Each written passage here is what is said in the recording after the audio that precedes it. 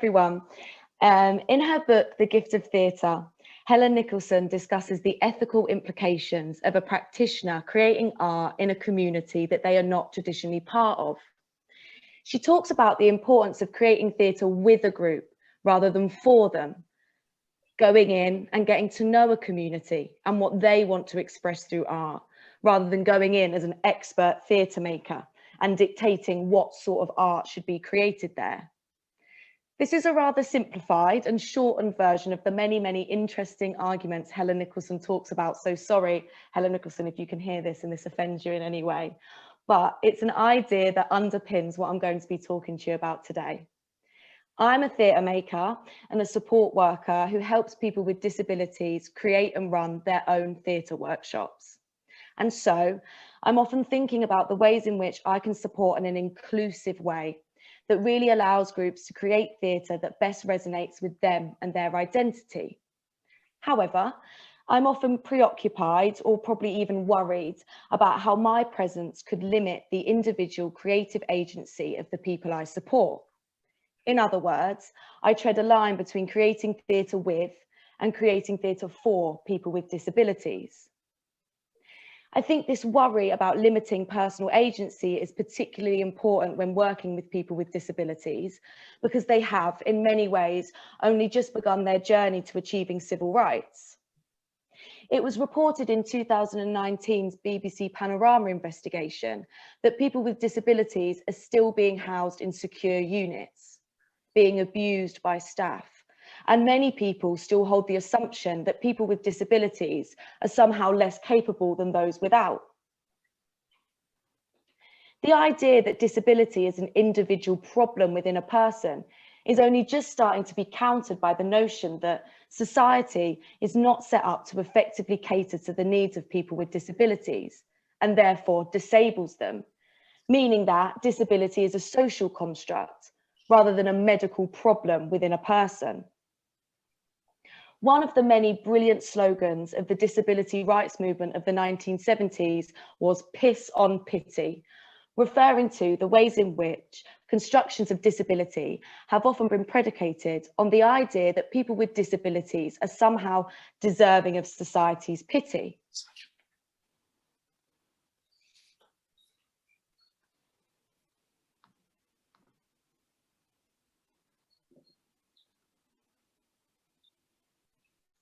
Art was a hugely important part of the disability rights movement and was a necessary way in which people with disabilities presented powerful representations of themselves that directly contradicted mainstream media's pitiful stereotypes. Considering this history and the richly political nature of disability art, it is understandable why some may have reservations regarding the role of non-disabled practitioners in art made by and for people with learning disabilities. Will the presence of a non-disabled practitioner take away from the political efficacy of the art? Is it the place of non-disabled practitioners to be involved in art that has worked so hard to work against the stereotypes that they themselves have placed on another group of people? I'm going to be talking to you today about how, despite these challenges and questions, people with and without disabilities can come together to create art that offers powerful and radical representations of people with disabilities. To assume that the relationship between a disabled and a non-disabled practitioner will inherently be disempowering immediately assumes that a non-disabled artist is always going to overshadow their disabled counterpart.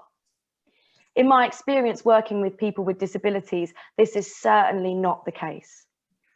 Some artists require support to create the radical art that they do, and this is not something that should be labelled as disempowering or avoided completely. If it is the right support, an empowering relationship can be created in which two individuals come together, learn about each other, and challenge any preconceptions they may have held. Making theatre accessible does pose challenges, but overcoming those challenges can create beautiful theatrical moments. For example, a performance called "Can I Start Again Please" by the Sue McLean Company wasn't just translated to BSL with a BSL interpreter standing on the side of the stage. BSL was a theatrical choice that highlighted to the audience the failings of language, especially when recollecting traumatic experiences. Nadia Nadaraja, a deaf performer in the piece who translated the script to BSL, has said that there wasn't always a direct and easy translation, meaning that the BSL interpretation could not follow the linear narrative of a traditional play, and instead jumped from idea to idea, a bit like our thoughts do when reliving traumatic events.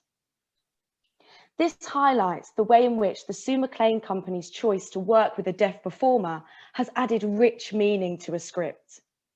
This is a brilliant example of performers with and without disabilities working together in empowering ways. But what is it about this relationship that makes it particularly equal? Some support is definitely disempowering, but what does empowering support look like? At a Creative Minds conference in 2015, which brought together many different artists with disabilities, there was lots of talk around quality within disability theatres.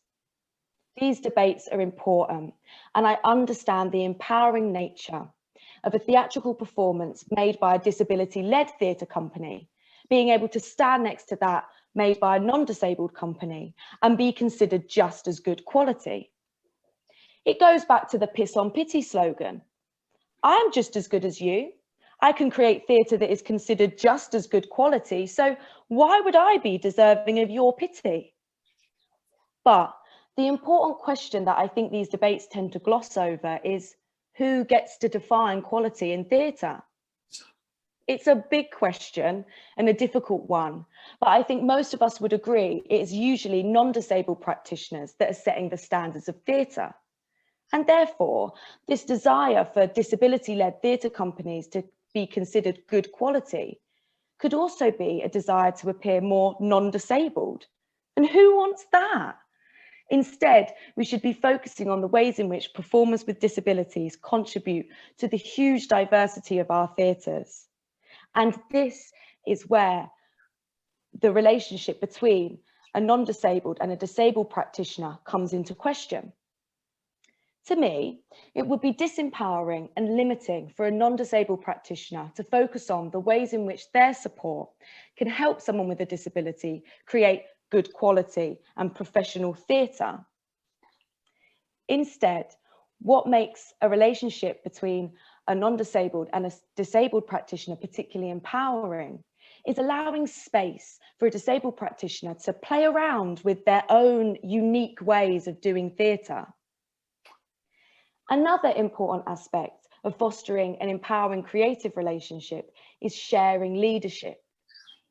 This is a concept often talked about by DIY Theatre Company, a company I have the pleasure of working with to support their performers with disabilities. This concept asks us to redefine leadership and look away from the traditional heroic leader who has personality traits that many of us do not align with, whether disabled or not, and think about the ways in which a group of individuals can share leadership. It's about getting to know someone, being empathetic and compassionate, and sharing a creative space with them equally. Sharing leadership is also about supporting each other to be leaders and understanding when it is and isn't our time to step up and lead. What I love about the concept of sharing leadership is that it teaches us about how to work with anyone respectfully. I think we often forget that everyone is different.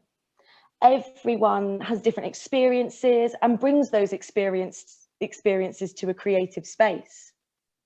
Not everyone can be this traditional heroic leader, but it doesn't mean they can't lead in their own ways.